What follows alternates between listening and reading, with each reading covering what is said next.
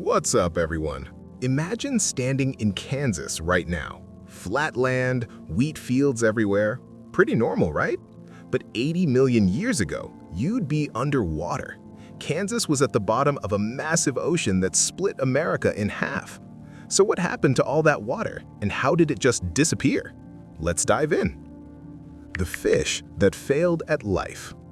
Let me tell you about Siphactinus. This fish is a favorite prehistoric disaster. Imagine a fish that's 20 feet long, about the size of a great white shark. It's got this massive underbite with fangs pointing every direction, like it got into a fight with a cactus and lost, and it can swim at 37 miles per hour. So what's the problem?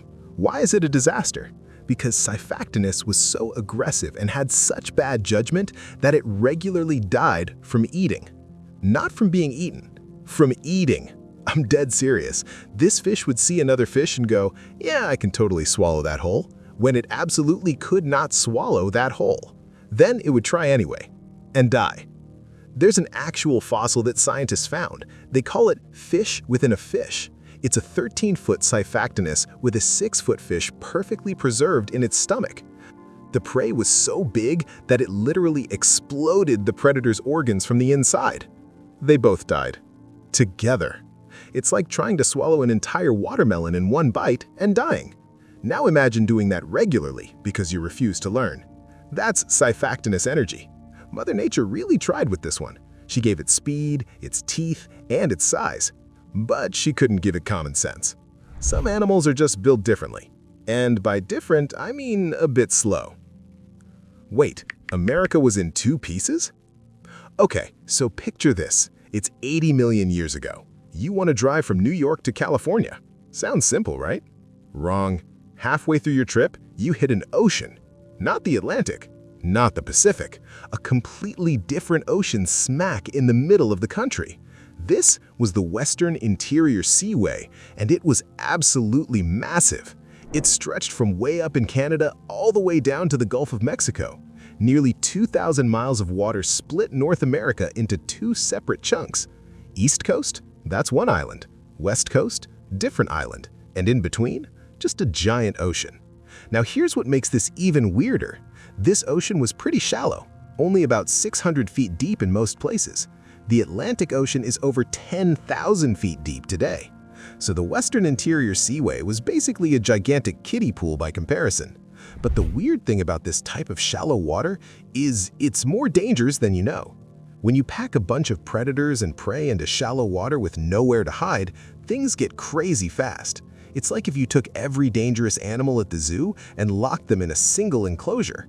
Scientists literally call this place Hell's Aquarium. The water was murky and dirty, you couldn't see more than a few feet ahead. Everything was competing for the same food in the same small space. And the animals that survived here, they evolved to be absolutely insane. The shark with zero chill. Next up, Cretosirena, the Ginsu shark. This shark woke up every morning and chose violence. It was about 25 feet long, bigger than most great whites swimming around today. And it had teeth so sharp that scientists literally named it after kitchen knives. These teeth could slice through bone like you're cutting worn butter. Now, normally, sharks back then had a system. They ate fish, maybe some squid. They stayed in their lane. They definitely didn't mess with mosasaurs. What's a mosasaur? Imagine a crocodile mixed with a dolphin mixed with your worst nightmare. They were giant marine lizards that ruled the ocean. They were the final bosses. You don't mess with the final boss. But Cretosirena didn't get that memo. This shark saw the food chain and said, "That's more of a suggestion." We found mosasaur bones with Ginsu shark teeth embedded deep in them. Not scavenging bites, hunting bites. This shark was actively attacking creatures that were supposed to eat it. It's like when a chihuahua decided to fight a bear and actually had a chance of winning. That's the energy this shark brought to the ocean. Scientists aren't sure if Cretosirena was hunting baby mosasaurs or attacking injured ones, or if it was just absolutely unhinged and fought everything regardless of size. But either way, this shark had main character energy and refused to back down from anyone. Imagine going to work every day and your job is respect? Absolutely. Would I want to meet this shark? Absolutely not. But as tough as the Ginsu shark was, it wasn't even the scariest thing in the water.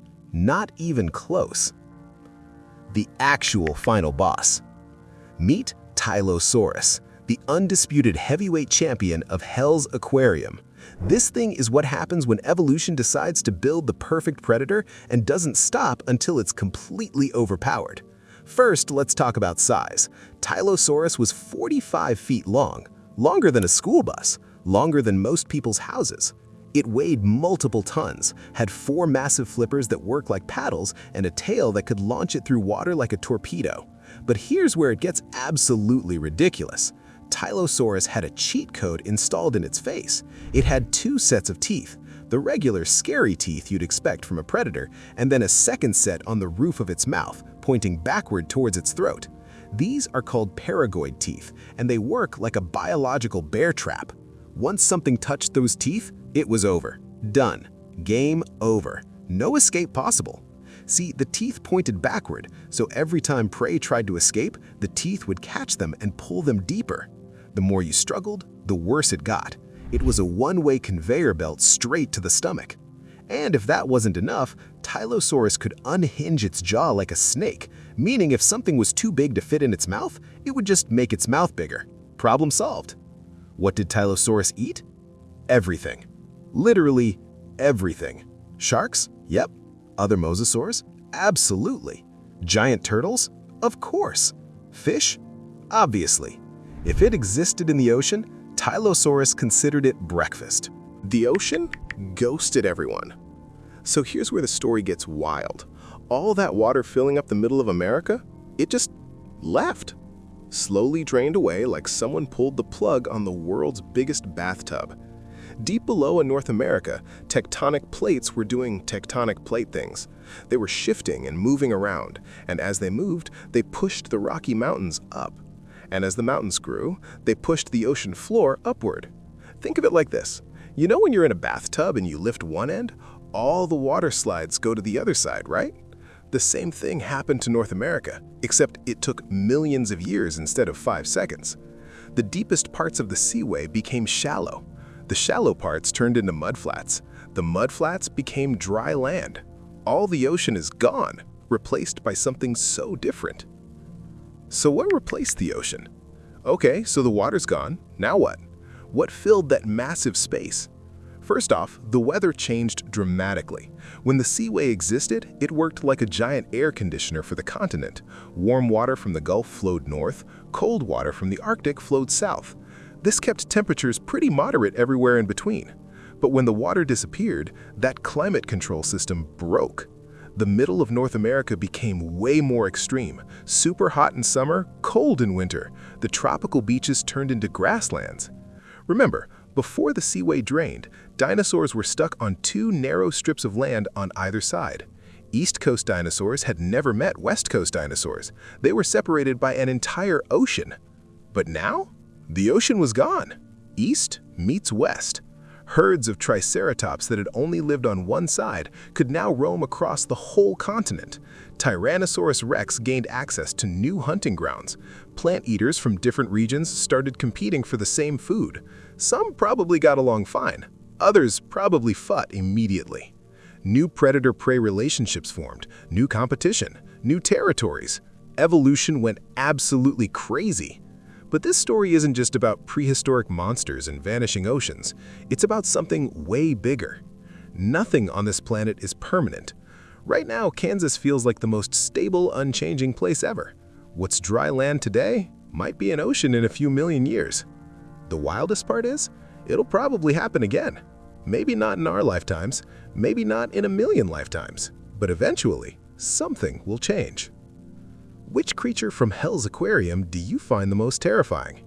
If you enjoyed learning that Kansas used to be an underwater horror movie, smash that like button and subscribe.